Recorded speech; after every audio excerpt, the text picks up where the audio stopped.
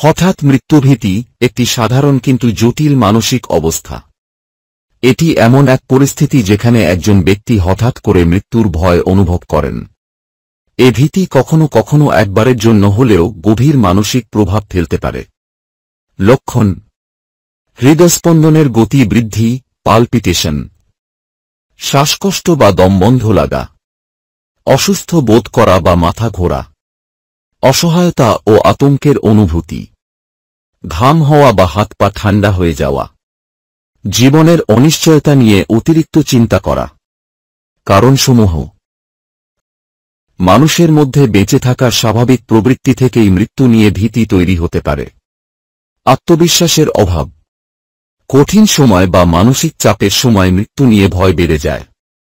Trauma বা trigger, কারো মৃত্যু দেখা বা এর সাথে সম্পর্কিত কোনো ঘটনার অভিজ্ঞতা।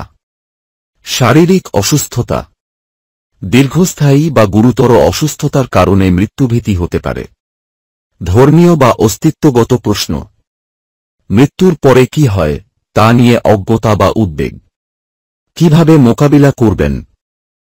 শ্বাস-প্রশ্বাস নিয়ন্ত্রণ করুন।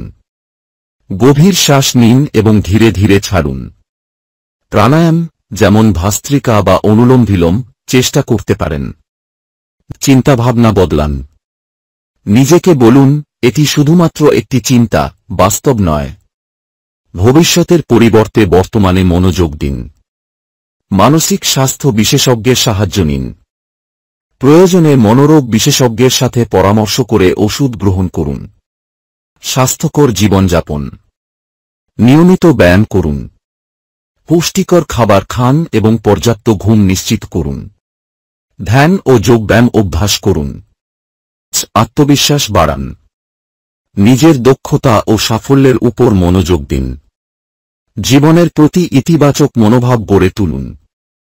ধর্ম বা আধ্যাত্মিকতার সাহায্য নিন। অনেক সময় ধর্ম বা আধ্যাত্মিক চর্চা এই ভয় কাটাতে সহায়তা করে।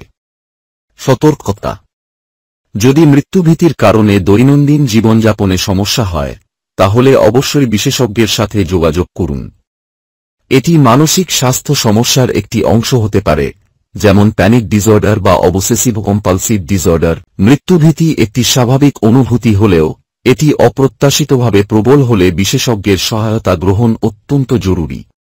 সঠিক সাহায্য এবং প্র্যাকটিসের মাধ্যমে এই ভীতি কাটিয়ে ওঠা সম্ভব। আপনার যদি আরও প্রশ্ন বা অন্য কোনো যোগাসনের বিষয়ে জিজ্ঞাসা থাকে, জানাতে পারেন। ভিডিওটি ভালো লাগলে লাইক, কমেন্ট ও শেয়ার করুন আর নিয়মিত আপডেট পেতে চ্যানেলটিকে সাবস্ক্রাইব করুন এবং বেল আইকনে গিয়ে ক্লিক করুন।